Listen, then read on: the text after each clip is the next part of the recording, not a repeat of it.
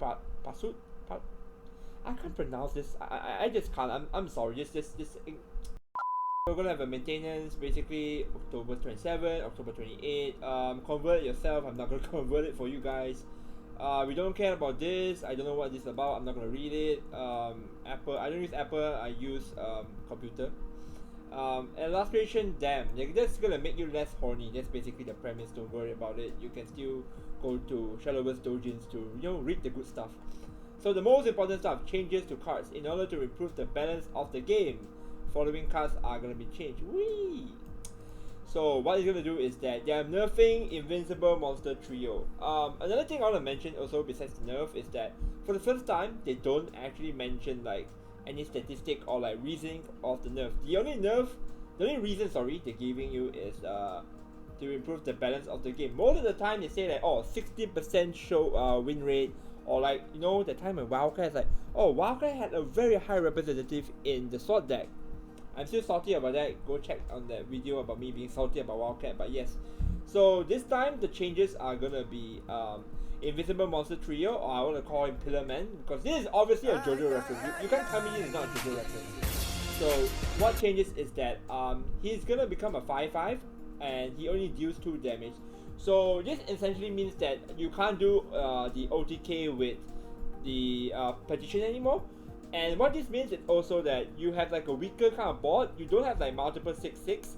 You only have like multiple 5/5. It's not like a big difference, but it matters like going through 5 damage cards. Like you see like Spell Boost, we have that 2 mana card that deals 5, or any other spell related kind of like deal where they deal 5. Basically saying that the threshold for you to remove the card is easier.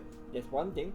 But the important stuff is that you're only dealing 2 damage. You're not dealing like 3 damage for 2 trios. In 2 trios, right, you are dealing 6 damage, which means your opponent HP is only 14. And then with the help of double Necro Impulse, which is very common right now, people play 3 Necro Impulse. That is a total of 14 damage without evil points.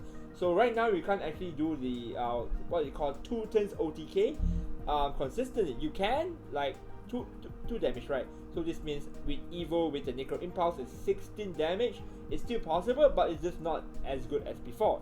My thoughts about this nerf is it's fine. I don't think it's like a terrible nerf. I think it's just gonna make Shadow less oppressive, because right now if you notice, Shadow is about 60% play rate in like tournaments in general, and this ladder. It just shows a lot that even though Haven is considered the counter for this deck, Shadow can still prevail. So my thoughts is Shadow will still be relevant. It's just that it will be weaker, and that's about it. Like this nerf does its work. Like it's gonna make Shadow slightly weaker, less oppressive, but still very very playable, which is what I want to see. I don't want to see Shadow not being playable. So let's just go to the next one. Everyone's favorite deck that everyone complained. I still remember everyone complained like Wildhaven in day 1. They got the nerf. So the nerf is basically Enchanted Knight. Enchanted Knight got nerfed from being a 2 mana to a 3 mana. This means that Enchanted Knight won't be able to do the 2+2. What it means is that you can't play Enchanted Knight plus another follower to draw 2 cards. That's actually like one of the best play on turn 4. Turn 4 being that you are able to play the Amulet, the Cave on turn 3, guarantee you 1 ward, and then turn 4 you play usually going second you play Ramiel plus Enchanted Knight to draw 3 cards. That's like ultimate value. That's like value. That's like unfair value. But now you can't do it because it's 3 mana, so it's 3+2, which is 1 turn slower. But on turn 5 you want to play Ra, right? Or sometimes emergency button you want to play Whirl. Oops, you can't play Whirl on turn 5 anymore. So like you can't really do much with Enchanted Knight anymore. It's not to say that Wildhaven is dead. Question mark. Let me think about it. I guess it is dead. Like now I think about it, like I have like a pause chat moment and I think about it. And Enchanted Knight is quite big because Wildhaven depends on draw a lot, and like nerfing the draw card basically means nerfing the consistency of the deck. Usually when you hit the consistency of the deck, right, the deck doesn't really work. Like unlike this one, they didn't hit Gramarye, they didn't hit like any of the draw mechanic that Turbo Gramarye has. So like the deck still exists. It's just that the power play you have is less powerful. It's just weaker. Well, compared to Enchanted Knight, right, you are actually hurting the deck consistency. you'll be drawing less, you won't be able to draw more optimal, and you might not even run this card anymore because you just aren't drawing very well with it. So now I think about it, I'm calling it like Warhaven is probably dead, because besides this card, there's another card that, you know, hint hint, is also getting nerfed along with the deck. So yeah, I think Hunted Knight might actually cause the death of Warhaven. But the problem still remains that you have Alvet, you have Ra, you have that guy, that spectacles guy. I don't remember his name. That he's just like, oh yeah, Wilbert. There we go. Wilbert. All right. So we have Wilbert as well, and then yeah, the deck still works, but you have less consistency. So it might be a tier 2 deck instead. It won't be a tier 1 anymore, I believe, because you can still hero with Alvet. Artifact scan. So this one is the nerf I didn't see coming. I was like, wow, really? You're nerfing this? They didn't give the reason, but I suspect this is unlimited, because if you guys are unfamiliar with unlimited, artifact has been like it's unstoppable force. It can be anything you want. It's literally the meme, the Ditto meme is like, I can be anything you want. Just ignore my window update. But yeah, it can be literally anything you want. So this deck is just incredibly powerful with artifact scan, because artifact scan in the deck guarantees you analyzing artifact. Sometimes when you're playing against Storm spell boost, you want to like ward yourself, you are also guaranteeing the ward as well and stuff like that. Basically, it's just a good card. It's just so good value. 0 mana for 2 artifacts that you are guaranteed to get, because you're just gonna play those 2 artifacts most of the time. And like in rotation as well, it's been a powerhouse of the card, being able to grab like powerful low cost artifacts. Most of the time, you're able to grab analyzing again, and this time ancient artifacts. And then you can also like hit for the 6 different, because you're often gonna hit 6 different with Modesty being online, hitting the artifact scan online, and also one more card. What's that card again? I played. You can tell I don't play artifact that much. But yeah, what's the card again? I actually forgot about card, but you know better than me what card I'm talking about. I'm just gonna put it on the screen. There we go. Yep, that's the card. Alright, I forgot it. I'm sorry. Then we have Zegonia, the World, being nerfed. This one is a big nerf, because how do I put it this way? Everyone runs the World most of the time. Almost every deck runs the World, and like hitting the World is very big. You guys might argue like, what is this? 6 mana, and like I can still invoke it on 10. Okay, sure, you can still invoke it for 10 and have the 4 damage or AoE effect. That's still pretty good. But like the problem is that you can't really play this card on curve with other cards as well. Okay, so let me give you an example. In Shadow, right, you want to play this on 7 after being hit like a lot of damage. You play your first trio, you recover 7 mana, and then you have 7 mana left. So what you want to do is you want to play Rivayle, and then into your 2 mana card. Usually you want to play into your Legendary Skeleton. You can't do that anymore.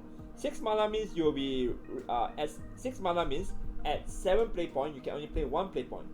You can't do 5+2 anymore. You can't do 5+3 either on 8. It's just very bad. And like, let me give an example, like the old days, the good old days when Sword is tier 1. It's still tier 1 by the way, just saying that. But like, in the good old days, when everyone is complaining about Sword, why World is so good in Sword, besides being an OTK, is that you can play 5+3 on 8 as well. If you don't have much plays and you need to recover HP, you can play Zegonia into Late Defensor, into Kagemitsu, and like good stuff like that. But now you can't. Now you can only play 6+2 on turn 8 and 6+1 on turn 7. Turn 7, most of the time, if you can't Emilia, you want to play World, but now you can't. It's just not possible. It ruins like a lot of good plays you can do. And not only that, like we talk about decks like OTK Porter, which also relies on the World, and being at 6 mana means you can't float extra mana, which is very relevant. So like the 6 mana nerf actually matters a lot, and people might consider cutting World. So in that sense, people might go back to the route where let's play aggro Shadow, on day 1, where everyone's ramping, everyone's playing aggro Shadow like it's a good old shit, and then now everyone's just considering, okay, you know what, fine, no World, aggro Shadow is the way. But I do think that Dragon, like the current Dragon that's rising up, the Valiant Roost Dragon, will still use this, because when you reduce its cost, right, it's still 3 mana. It doesn't really affect how you play the World. You're not gonna invoke the World, you're not gonna play on 5, you're just gonna reduce its cost and play it for 3 mana. So in that sense, I think the whir for the dragon deck doesn't really matter. And it's the only deck that will still use the whir. This nerf, like I mentioned, will matter because it will change what people will bring. Baal is suddenly relevant, aggro decks are suddenly relevant. Any form of aggro is suddenly relevant because people will start considering the fact, okay, I'm gonna take out the whir. And also, another side note, the OTK for Sword is less consistent. It still exists. You can play Zegonia into Wildcat plus Mirror Image the Wildcat, that's 8, plus the new word stats, which is 7, plus 2 wonder stats, that's 9, 8 plus 9, 17, is that enough? 8, 17, plus 4 from the word effect, 21, there we go, OTK. But it means that you have to like set up your Alaska token, that annoying machine. You guys know what I'm talking about, right? You guys hate Sword so much, you guys know what I'm talking about, right? That token where it destroys 2 followers, because the problem is that you need to account for wards. So if your opponent is like playing 3 wards, you can't really OTK optimally because the token only destroys 2 followers. And then if you want, you can try to get 2 of the tokens and destroy 4 wards. It's just really situational. And you have to remember that Sword is like a kind of like reactive deck. They react to stuff, and like sometimes you don't have the luxury to set up for a 0 mana weapon where you have to destroy one. I don't know what the card called. It's just a token, alright? We all hate the card, we don't remember the card. It's just a token, alright? Moving on. And then they actually buff cards, which is really weird. I don't know, I still feel that buffing cards is like a weird thing to do. Because when I play card game, we don't buff shit, we just, you know, nerf shit. But yeah, this is a really cool buff where they basically say that, oh, you know what? Instead of dealing to only enemy follower, we're gonna deal to all enemy. It's a pretty cool buff that it solidifies that Forest should go face, because right now one of the deck that's rising right now is Agro Forest. We just won JCD the other day. Pasut. I can't pronounce this. I just can't. I'm sorry. This. You know what, Chad? This. I can't pronounce it. Alright, we call it Giant. Alright, I can't pronounce it, so we just call it Giant. Giant right here is quite relevant because in Agro Forest, is it called Agro Forest or something like that? We call it Vehicle Forest, right? Vehicle Forest, you basically are able to give stat line to your monkeys, stat line to like your stuff being the XL1. But now on XL6, oh my god, for 6 mana raw stat line Giant, you can basically play it and deal like minimum 2 damage with the summoning of Arcane Personal Carrier and Bullet Bike. That's pretty much the premise. But if you have the maximum value, it deals 4 to everyone, which is pretty good as well. So I think this buff is pretty good.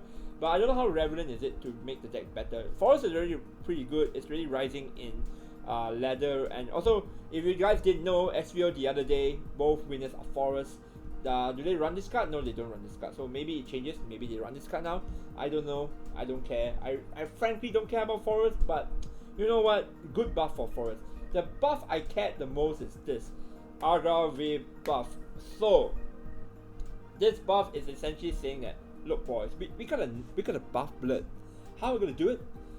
Fix this guy's problem. The problem with Evo last time is that he uses the last 4 play points when he's turn 8 or 8 mana, since you can Ramio Ram, but we don't talk about that thing.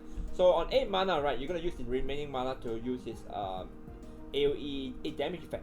They decided to, you know what, screw it, we're gonna take that condition off, and now instead of just only dealing 8 damage, he also gains Storm.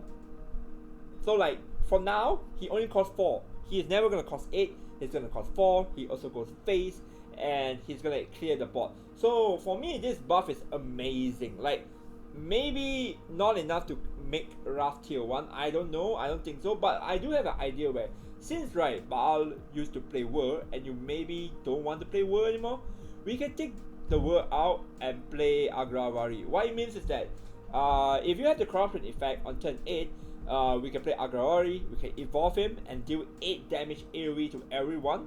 And then afterwards, right, you can play your Baal, fuse, you know, all your cards and play out and do 6 damage guarantee. Because not all the time when you fuse Baal, you're gonna fuse 6 and do 6 AoE damage. But with agrawari, right, it just takes an evo to clear the board, and afterwards you can play Baal. Considering that there's no like anti-damage cards like Ramia or Aliaska, so like in that premise it's pretty good. I think agrawari could be a cool tag in Baal deck. That's pretty much my reaction.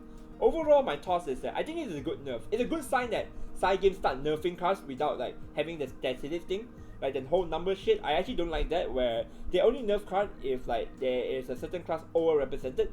Or the other reason is that they didn't like how the stats weren't consistent. Because if you guys know, right now in Shadowverse for like 3 weeks, our stats for like class representation is been very unstable. So maybe they don't want to show that data, I don't know. But I'm happy that if they did it on the premise that, okay, this is broken, this is broken, this is nutty in unlimited, this should be nerfed like last month. It's my fault. Side games say it's my fault. We should nerf it last month. We should buff this thing because people like Forest. We should buff this thing because we love blood. So you know what? We're just gonna do it because we follow our feelings. I'm happy if they do that. So overall, I'm just happy with the buff.